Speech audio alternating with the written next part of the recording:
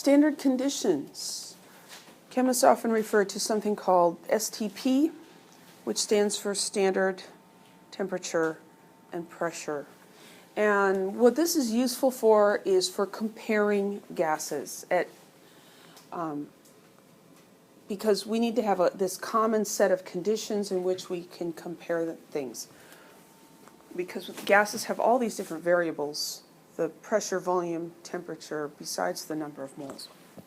So standard temperature is 1 atmosphere, which is equal to 760 torr. I think this was chosen as standard because it's kind of normal pressure, right? Yes, the atmospheric pressure varies a little bit, but it doesn't change that much. Not when we're comparing, things that are like 200 atmospheres. So that's standard pressure. Standard temperature is the freezing point of water, 0 degrees Celsius or 273 K. And I think this was probably chosen because ice water, you can put something in an ice water bath and it will be at 0 degrees Celsius. You don't even need a thermometer really, and you can establish that temperature. Remember, most of this was done before the era of refrigeration, right? So how do you control the temperature when you don't even have the use of electricity? How do you control the temperature? Well, an ice water bath is a really easy way to do it. So that's what helps me to remember standard temperature and pressure. It's easy to make conditions. Atmospheric pressure means it's open to the atmosphere, or you're using a manometer and you get it so that the levels of mercury are the same. Easy to get. Temperature, freezing point of water. So that's what STP means. Well, molar volume. We've talked about molar mass. What's that? The mass of what? Of 1 mole. Guess what molar volume is? The mass of 1 mole. No, the volume of 1 mole. Good grief. It's Monday with a capital M. Actually, all Mondays have capital M's, don't they? The molar volume is the volume occupied by 1 mole of an ideal gas at STP. So we can calculate that by plugging in standard temperature and pressure and 1 mole into the ideal gas law. When we do that, we come up with 22.4 liters. So this is the molar volume of any gas at standard temperature and pressure, because the volume that a gas occupies does not depend on what it is. It's kind of a strange idea to get your brain around. But if we have 1 mole of hydrogen gas and 1 mole of fluorine gas at STP, they will each occupy 22.4 liters. 22.4 liters is about this far, a cube about this big across. So, it's like a big moving box that you could, small enough that you could still carry it, but not one you'd want to put books in. So that's about 22.4 liters. That's 1 mole of gas at 0 degrees Celsius in 1 atmosphere.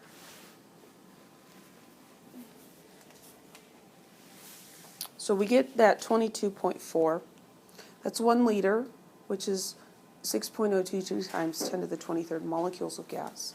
Really important, I mentioned it already, but the identity of the gas is immaterial. It doesn't matter. It's the same for all gases.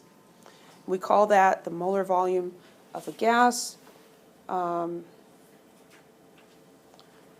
even though they all have the same volume, their masses are going to be different. Okay, so 1 mole of nitrogen gas, 1 mole of helium gas, they will occupy the same volume, but the nitrogen gas is going to weigh more. Here we've got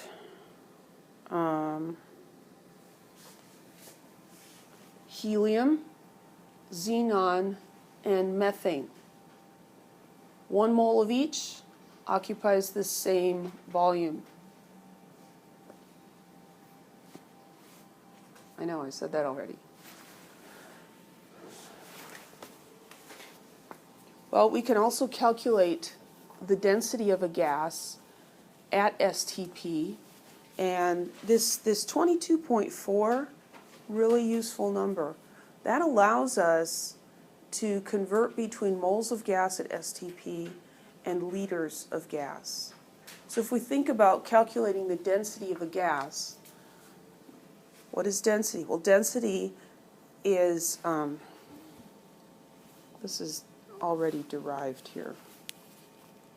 The density is the mass divided by the volume, right? That's what we said density was. So in this derivation of density for a gas, what we've said is, well, let's say we have 1 mole of gas. What is the mass of 1 mole? Well, it's the molar mass, right? We're just saying, let's say we have 1 mole. Then the mass is going to be the same as the molar mass. What's the volume of 1 mole of gas at STP? It's at 22.4. That's the molar volume. So that's where they get that from. This equation here reminds me of some of the equations that they have in your lab manual, where they've combined things and derived them and solved them around for you, and all you have to do is plug the numbers in.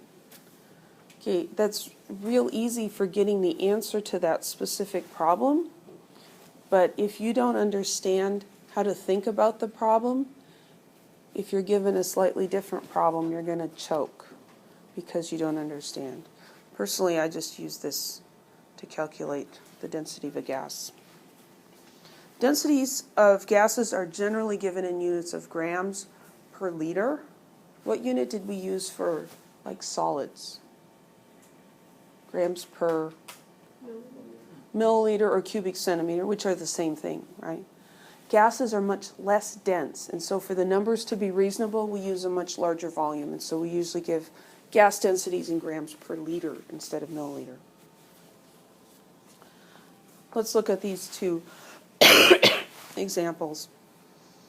So the density of helium would be the molar mass of helium divided by its molar volume. Comes out to 0.179 grams per liter. Density of nitrogen gas, this is where it's important to remember that nitrogen is a diatomic element.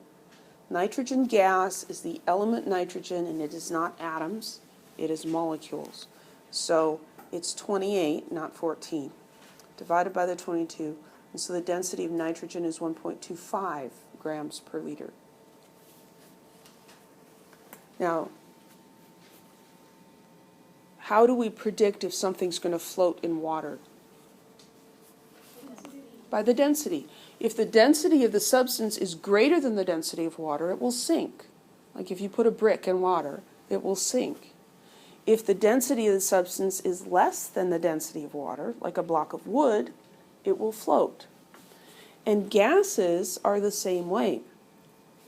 If you have a balloon full of helium gas in an atmosphere of nitrogen gas, it will float because its density is less. It's harder to see with just the gases because you can't see the gases, right? So we have to think about a container of a gas. So the density of a gas is directly proportional to its molar mass.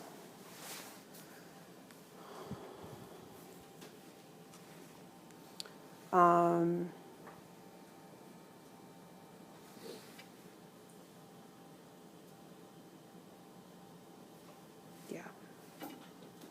I really don't know what else to say about that. Let's calculate the density of chlorine gas at 758 millimeters of mercury and 35 degrees Celsius. So here we can't use that density as molar mass divided by molar volume. This is not at STP. So we're going to have to figure it out. So I'm just going to talk through my thought process and say, oh, they want the density. What is density? Density is mass divided by volume. So here they've given me a pressure. Pressure is 758 millimeters of mercury. And they gave me a temperature. And I'm dealing with gases, so I might as well just convert that to Kelvin right now. That's going to be 308. Do that right? So I need the mass of this gas, and I need its volume. Well, just with the pressure and the temperature, I can't calculate the volume, can I? We've got PV equals nRT, our fabulous all-purpose equation.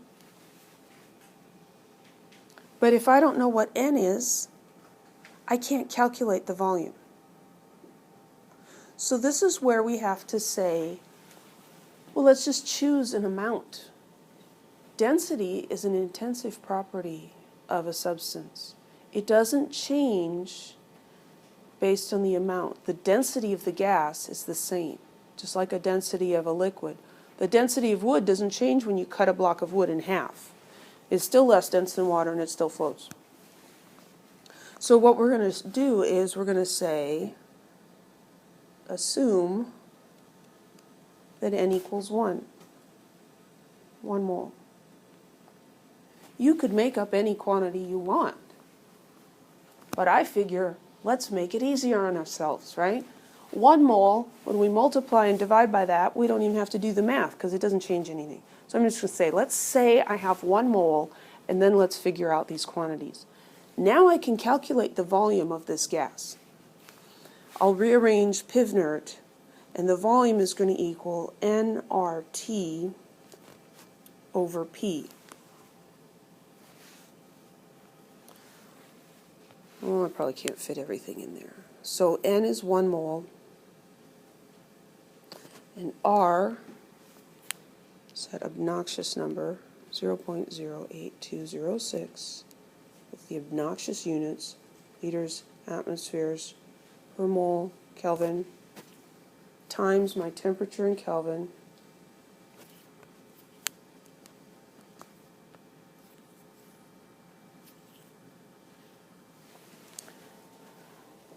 Now I'm looking at the units here.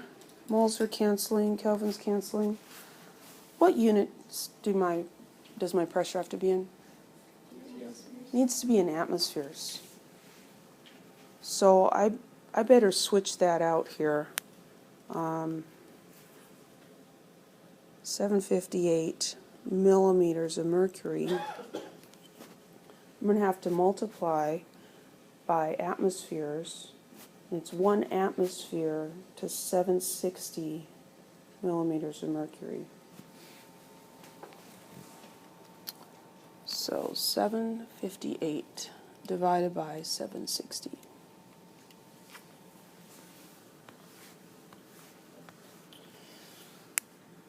Zero 0.997368. Looking back at this number, I see that has 3 significant figures. This conversion is exact. So this guy's got 3. I put down a few extra. It's not going to hurt anything. Now that's atmospheres. Atmospheres cancel out. So 0.08206 times 308 divided by 0.997368. I'm getting a volume of 25.341 liters. And that should also have 3 significant figures. Now, don't be tricked by this temperature up here. Yeah, 35 degrees Celsius has 2 significant figures, right? But when we add 273, now it has 3 significant figures. So this should still have 3 significant figures because of the pressure and the temperature. And again, I'm going to carry a couple extras. This is our volume. So we figured out a volume for this mythical 1 mole of gas. What is the mass of 1 mole of chlorine gas?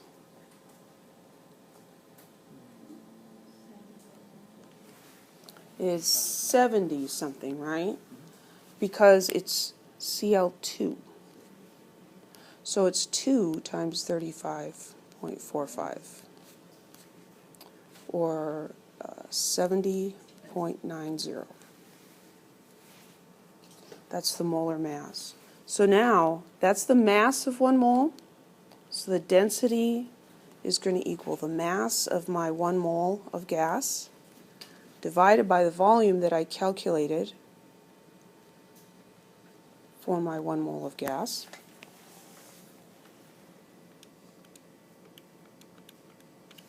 I come up with 2.80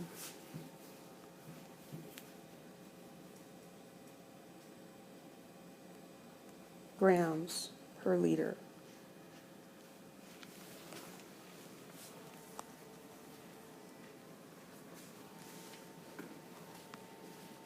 Any questions?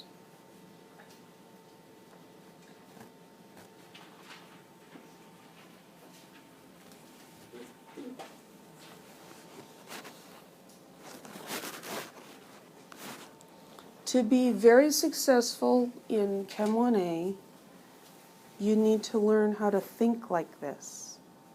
Say, well, what do I need? How can I find this? How could I find that? How can I put these things together? You really, really need that to get through 1B if you need to take Chem 1B. And the farther you go in science, the more important it becomes to be able to really think about what's going on.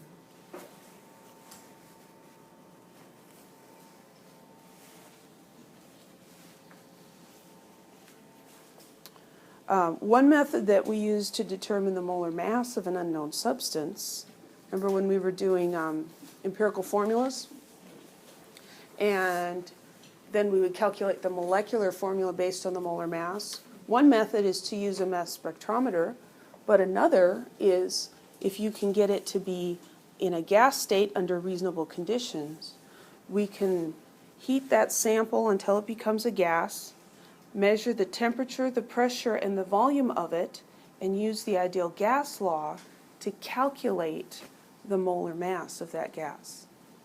So I believe we're going to do that in lab probably this week. I don't know what the schedule is, but I think we're going to do that. You put a sample of a volatile liquid into a container. You heat it until all of it vaporizes. You know the volume of the container. You measure the temperature. Then you let that, and the pressure is going to be equal to atmospheric pressure, which you read off of a barometer. Or if you don't have a barometer, you Google it. Not the best, but close enough. And then you let the gas cool down, like by putting it in an ice water bath. You condense it, and you find the mass of the liquid that was remaining in the container. So now you've got a mass, you've got volume, temperature, and pressure. The molar mass is the mass of a gas divided by the number of moles. The mass we find just by weighing it, but the number of moles we find through calculation. PV equals nRT. We know pressure, volume, temperature. We can calculate the number of moles of the gas. Kind of neat. So here is a problem that's given more as a lab problem. So an organic chemist isolates a colorless liquid from a petroleum sample. She places the liquid in a pre-weighed flask and puts the flask in boiling water, which vaporizes the liquid and fills the flask with gas. She closes the flask and reweighs it. She obtains the following data. The volume of the flask was 213 milliliters. The temperature was 100 degrees Celsius. The boiling water bath is nice because you know what temperature it is. The pressure is 754 torr. That would be the atmospheric pressure in the room. The mass of the flask with the gas in it is this, and here's the mass of the empty flask. Calculate the molar mass of the liquid.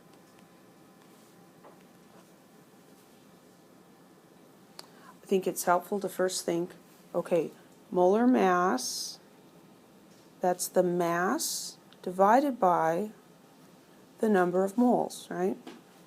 So those are the two things we have to find and then put them into that equation. We take the mass divided by the number of moles. Which of those is the easiest to find? The mass. Because here we have the flask with the gas in it and the flask without the gas. So all we have to do is subtract. So 78.416 minus 77.834.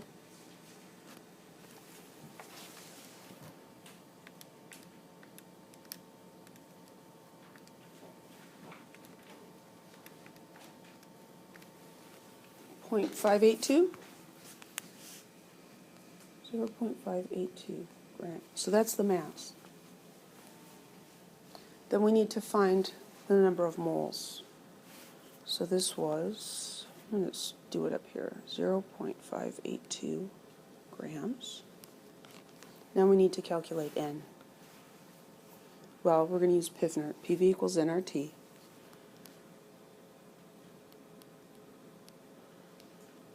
We rearrange that and we end up with N equals PV over RT.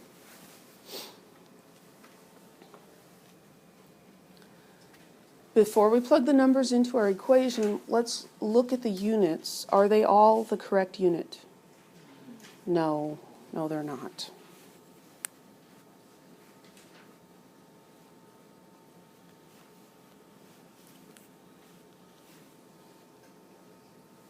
So the volume should be in what unit? Liters. So we can convert that by moving the decimal point over 3 places. So there's volume in liters. Temperature needs to be in Kelvin, so we need to add 273. 273, and I think it also tells you 273.15, right? Most of the time you see me just using 273. Here, this temperature has got a decimal place. So I'm going to use the 273.15 here. You can always use that. So that'll be 373.15. People kind of go back and forth on which one. Then the uncertainty would be in the tenths place. And the pressure needs to be in what unit? Atmospheres. So to convert this to atmospheres, we just take the torr and divide by 760.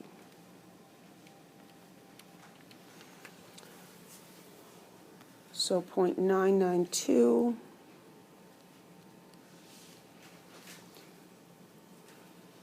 11 atmospheres. Now we've got our units correct, we can plug them in here. So the pressure, 0.99211 atmospheres. And the volume, 0.213 liters.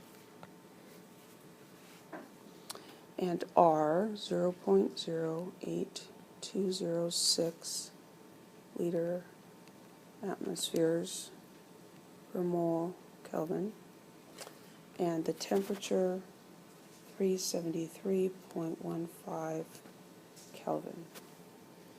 And we double check that our units take care of themselves. We left with 1 over moles, which equals moles.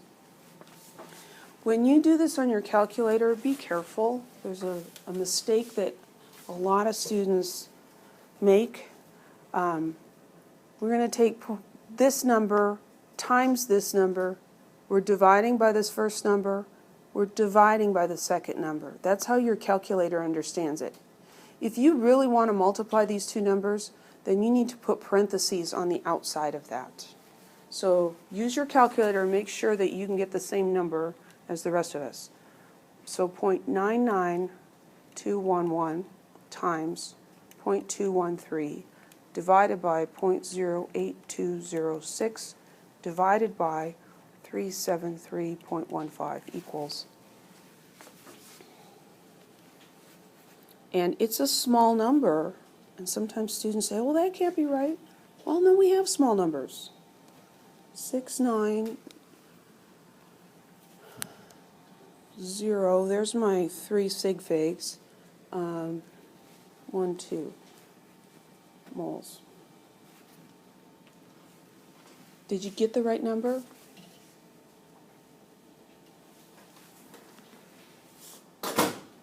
If you take this times this divided by this times this, you end up multiplying the whole thing by 373 instead of dividing the whole thing by 373. And you end up with a really big number instead of a small number.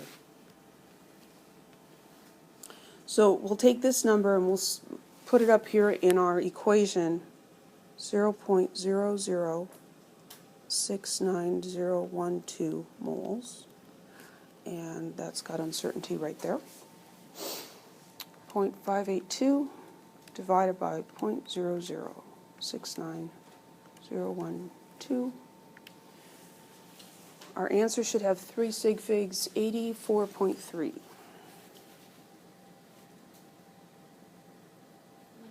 grams per mole. Is that a reasonable molar mass? Yeah. What's the smallest a molar mass could be? 1.008, more likely 2.016, because hydrogen is diatomic. You can't have anything smaller than hydrogen. So hydrogen has the smallest molar mass. So if you get a number that's less than 1, something went wrong. Which could happen if you accidentally multiplied by 373 instead of dividing. Any questions?